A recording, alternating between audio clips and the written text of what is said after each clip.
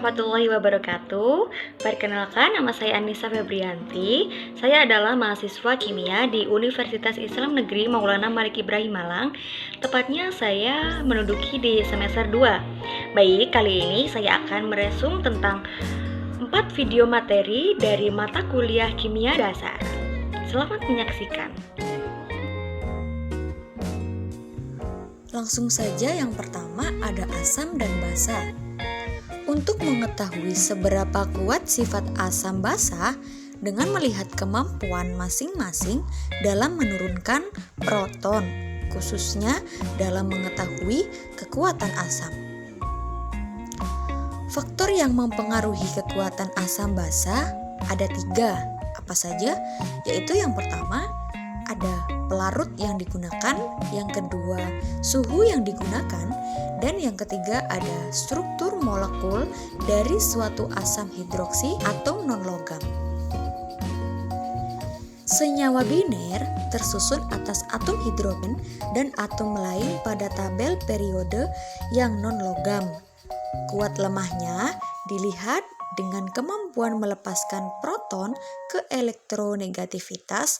Atom non-logam pusat terdapat pada golongan 5A, 6A, 7A. Keasaman hibrida non-logam dari kiri ke kanan, ke elektronegatifan meningkat sehingga mengakibatkan peningkatan keasaman. Dari atas ke bawah menurunkan kekuatan ikatan. Istilah hidrida umumnya dinamai senyawa biner yang termasuk hidrogen dengan unsur-unsur lain dari tabel periodik. 2 faktor menentukan seberapa mudah proton dilepaskan dari hidrida non-logam. Jika sudah terlarut, senyawa bisa memiliki sifat asam, sifat basa, atau justru tidak memiliki sifat keduanya, atau biasa disebut dengan netral. Semakin besar elektronegativitas, maka semakin polar dan kekuatan asam semakin meningkat. Yang pertama contohnya oxide mengandung hidrogen, oksigen, dan satu elemen lainnya yang menempati posisi netral. Semua oxochids memiliki atom H asam yang terikat pada atom O, sehingga pajang ikatan tidak terlibat.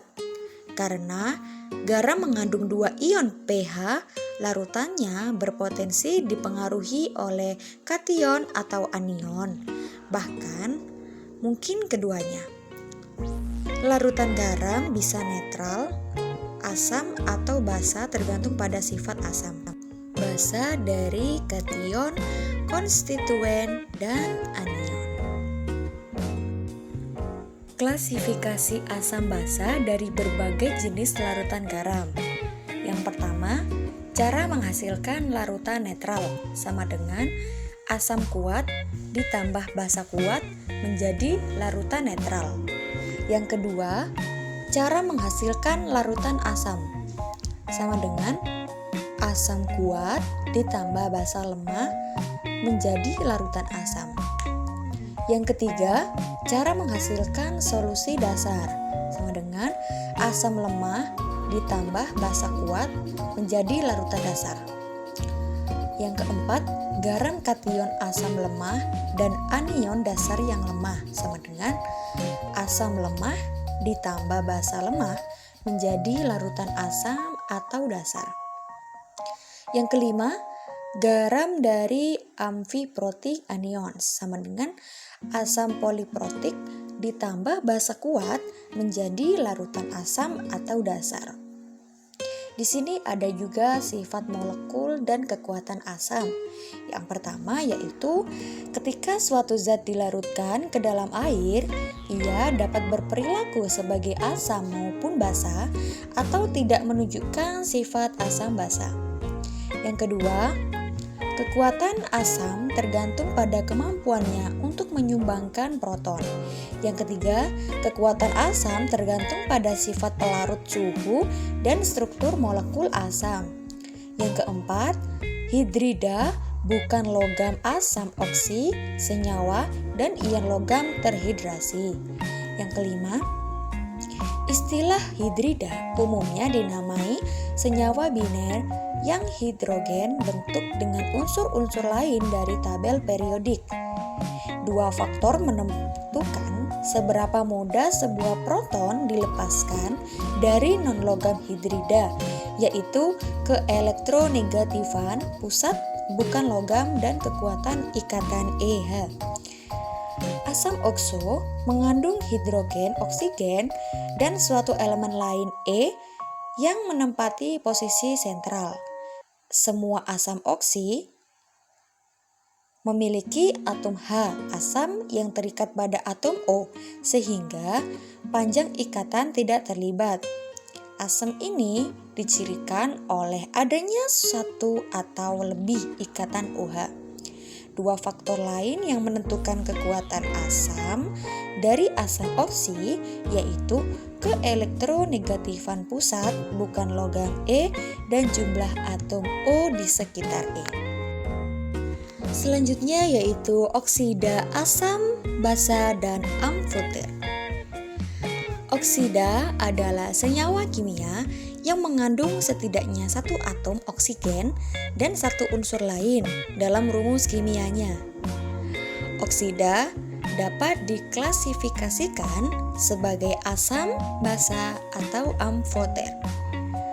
Oksida asam adalah oksida yang bereaksi dengan air membentuk asam, sedangkan oksida basa adalah oksida yang bereaksi dengan air membentuk basa. Tidak ada oksida non-logam yang diketahui memiliki sifat dasar. Oksida amfoter adalah oksida yang dapat bertindak sebagai asam atau basa dalam reaksi untuk menghasilkan garam dan air. Reaksi antara oksida asam dan basa dan reaksi antara oksida basa dan asam menyerupai reaksi asam basa normal karena produknya adalah garam dan air. Selanjutnya di sini ada sifat asam basa larutan garam. Garam adalah senyawa ionik yang terbentuk dari reaksi antara asam dan basa. Karena garam mengandung 2 ion pH, larutannya berpotensi dipengaruhi oleh kation atau anion, atau bahkan keduanya. Larutan garam dapat bersifat netral, asam, atau basa, tergantung pada sifat asam basa dari kation dan anion penyusunnya. Zat garam merupakan senyawa yang terbentuk dari logam dan non-logam yang bergabung dengan ikatan ion. Sedangkan zat asam adalah zat yang jika dimasukkan dalam air melepas ion H+, dan zat bersifat basa adalah zat yang jika dimasukkan dalam air melepas ion OH-. Sifat dari larutan asam yaitu mempunyai pH kurang dari 7, membuat kertas lakmus biru menjadi merah, bersifat asam, dan korosif. Sedangkan sifat basa yaitu terasa licin jika terkena kulit, menghantarkan arus listrik, kalau dilarutkan dalam air akan melepaskan ion hidroksida, mengubah kertas lakmus merah menjadi biru, dan bisa menetralkan larutan asam. Apa saja sih contoh dari asam? Yaitu ada jeruk karena mengandung asam nitrat. Ada juga cuka yang mengandung asam asetat. Ada juga sengat lebah yang mengandung asam format. Ada juga aki mobil mengandung asam sulfat. Dan contoh basa adalah magnesium hidroksida dan sabun yang mengandung natrium hidroksida. Sedangkan contoh garam dalam kehidupan sehari-hari yaitu ada natrium klorida dan asam sulfat, natrium klorida dan natrium bikarbonat. Dan ada juga asam laktat. Selanjutnya yaitu ada kesetimbangan buffer asam basa. Banyak sistem kimia dan biologi yang cukup sensitif terhadap pH. pH darah kita berada pada kisaran 7,35 hingga 7,42. Jika pH darah Anda berubah menjadi 7,00 atau menjadi 8,00, Anda akan mati. Danau dan sungai dengan pH kurang dari 5 seringkali tidak dapat mendukung kehidupan ikan.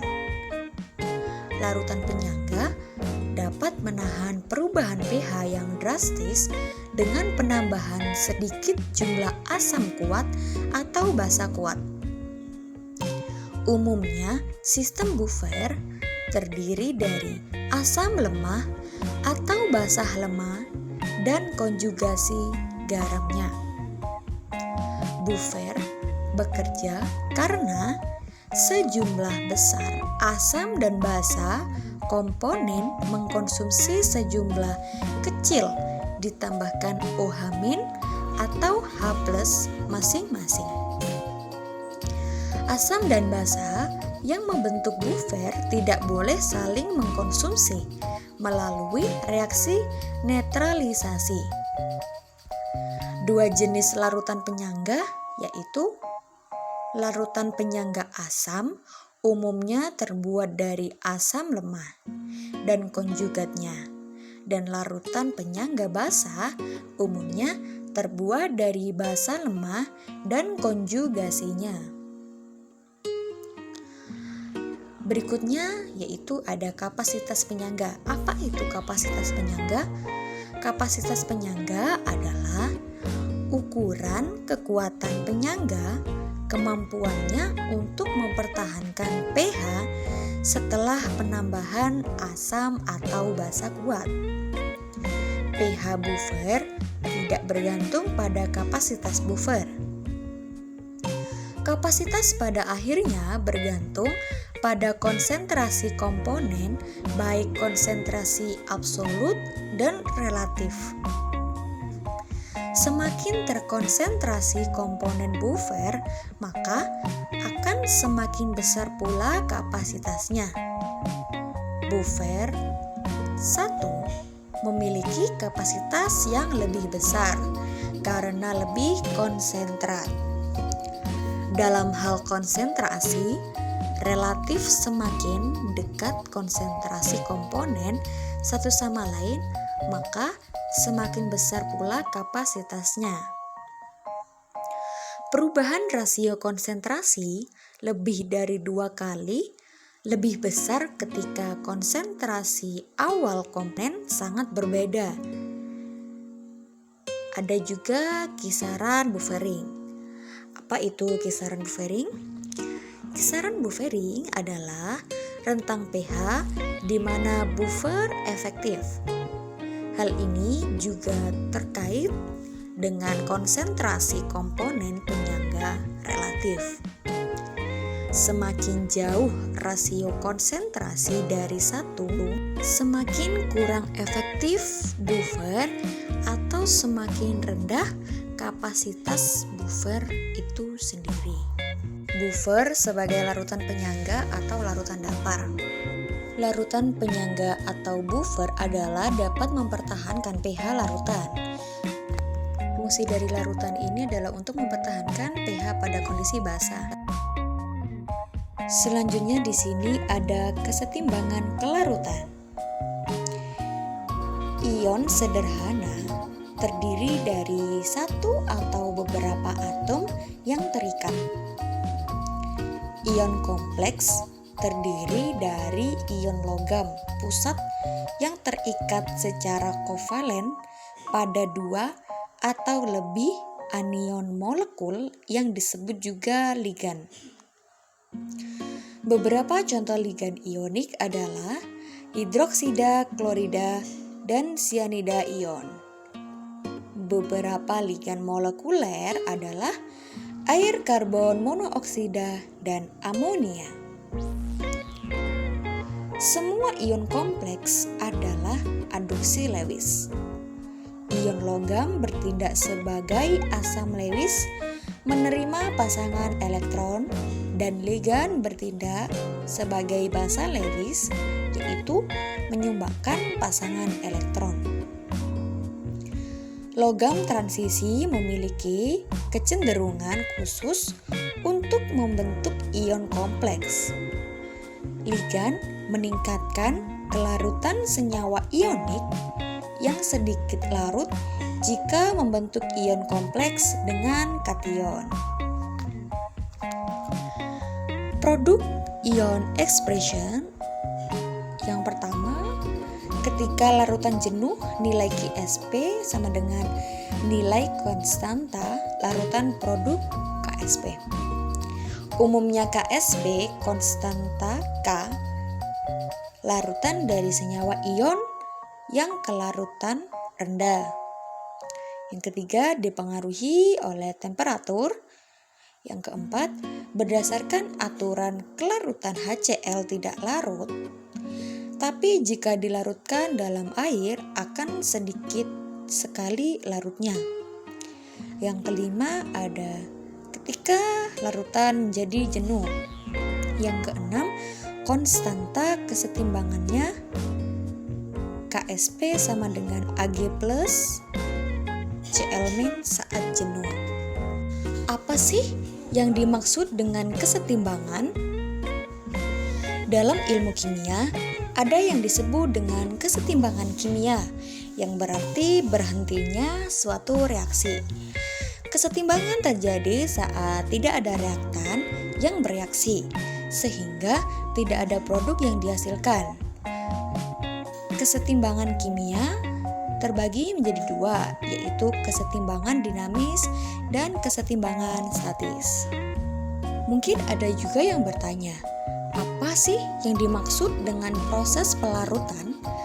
Dalam larutan, zat yang jumlahnya lebih sedikit disebut sebagai zat terlarut atau solut, sedangkan zat yang jumlahnya lebih banyak daripada zat-zat lain disebut pelarut atau solvent. Proses pencampuran zat terlarut dan pelarut membentuk larutan sendiri disebut pelarutan atau solvasi. Sedangkan kesetimbangan kelarutan adalah sejenis kesetimbangan dinamis yang ada bila senyawa kimia dalam keadaan padat berada dalam kesetimbangan kimia dengan larutannya. Padatan dapat larut tanpa perubahan, disertai disosiasi atau disertai reaksi kimia dengan konstituen lain seperti asam atau basa. Di sini ada juga menentukan Ksp. Yang pertama, mengukur kelarutan berapa banyak garam yang diperlukan agar larutan jenuh. Yang kedua, diekspres dalam bentuk larutan molar. Yang ketiga, konsumsi garam larut sempurna dalam air berupa ion. Ada juga di sini pengaruh ion senama. Yang pertama, kelarutan CaC2O4 dalam pelarut CaCl2. Yang kedua yaitu pengaruhnya kalsium oksalat akan berkurang kelarutannya. Yang ketiga, adanya ion senyawa dapat menentukan tingkatan kelarutan. Yang keempat, ada penurunan kelarutan dalam kelarutan CaCl2 adalah contoh pengaruh ion senama. Selanjutnya di sini ada kesetimbangan asam basa dan kesetimbangan kelarutan. Kebanyakan zat terlarut memiliki kelarutan terbatas dan pelarut tertentu termasuk ion senyawa. Ketika senyawa ionik dilarutkan dalam air, biasanya ia masuk ke dalam larutan sebagai ion. Ketika kelebihan senyawa ionik yang sedikit larut dicampur dengan air, terjadi kesetimbangan antara senyawa padat dan ion-ion dalam larutan jenuh. Beberapa senyawa ion sedikit larut dalam suatu pelarut senyawa tersebut mencapai kesetimbangan dengan sedikit sekali zat terlarut. Di dalam air, senyawa ion membentuk ion sebagai produk. Produk ion mewakili produk dari konsentrasi molar ion-ion yang dipangkatkan dengan koefisien stoikiometrinya sebagai contoh untuk larutan timbal 3 klorida. Hasil kali kelarutan atau konstanta hasil kali kelarutan KSP adalah hasil kali konsentrasi molar ion-ion dalam larutan jenuh dipangkatkan ke pangkat yang sesuai secara umum. Konstanta hasil kali kelarutan atau KSP adalah konstanta kesetimbangan untuk kesetimbangan kelarutan senyawa ionik yang sedikit larut atau hampir tidak larut. KSP hanya bergantung pada suhu, bukan pada ion individu konsentrasi. Hal ini berguna untuk menyatakan ini sebagai kelarutan molar yang sama dengan jumlah mol garam yang terlarut dalam satu larutan jenuhnya. Kelarutan molar dapat digunakan untuk menghitung KSP. Asumsinya adalah semua garam yang larut 100% terdisosiasi menjadi ion-ion yang tersirat dalam rumus garam. Penurunan kelarutan kalsium oksalat dalam larutan kalsium klorida adalah contoh dari efek ion umum.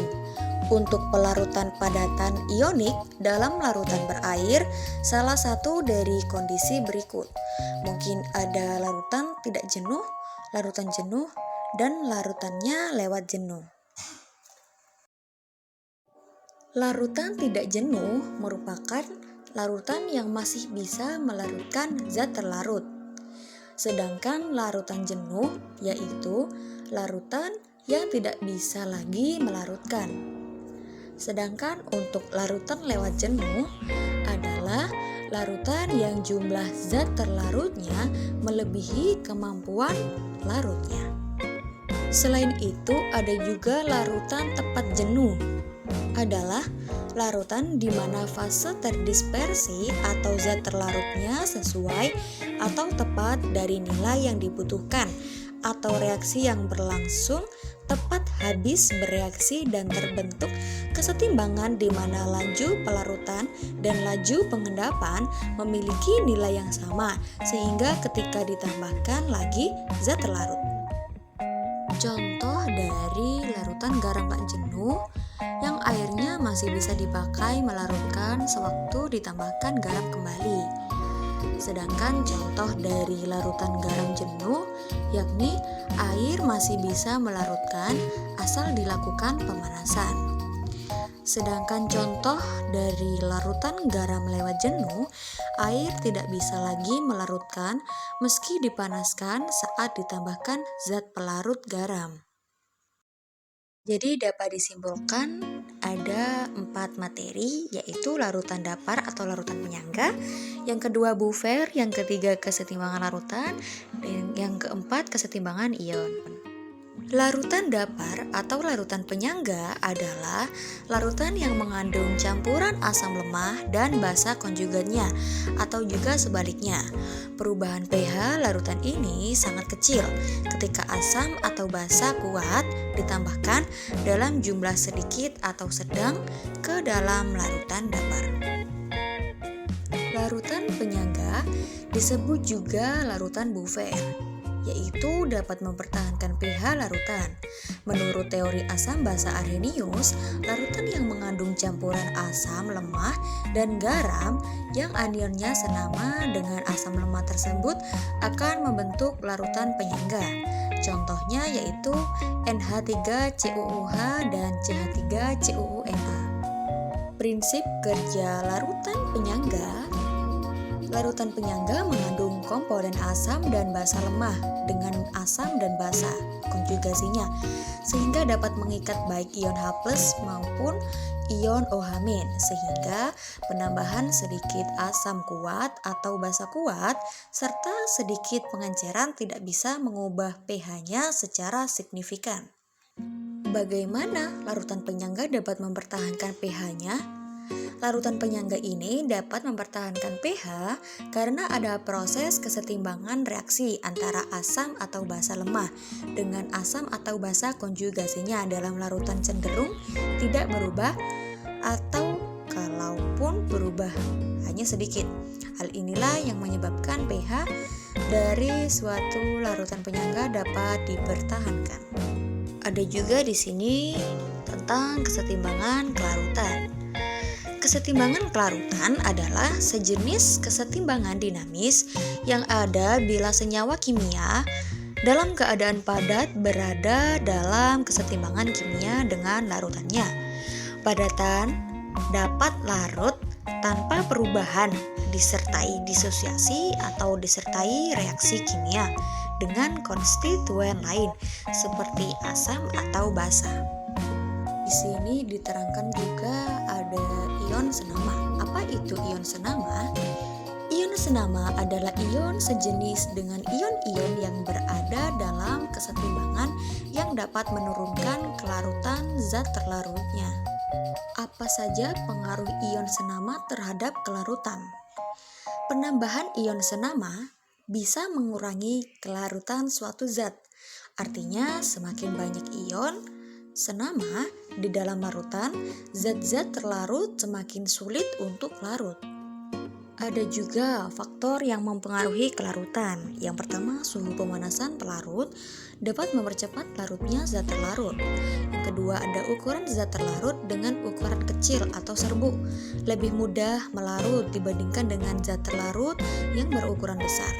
Dan yang ketiga, ada volume pelarut yang besar akan lebih mudah melarutkan zat terlarut. Ada juga faktor-faktor yang mempengaruhi kelarutan, antara lain sifat dari solute, zat terlarut, dan solvent pelarut. Zat terlarut yang sifatnya polar akan mudah larut dalam solvent yang polar pula. Yang kedua, ada zat penambah kelarutan. Yang ketiga, kelarutan.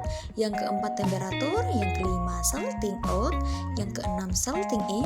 Dan yang ketujuh, pembentukan kompleks.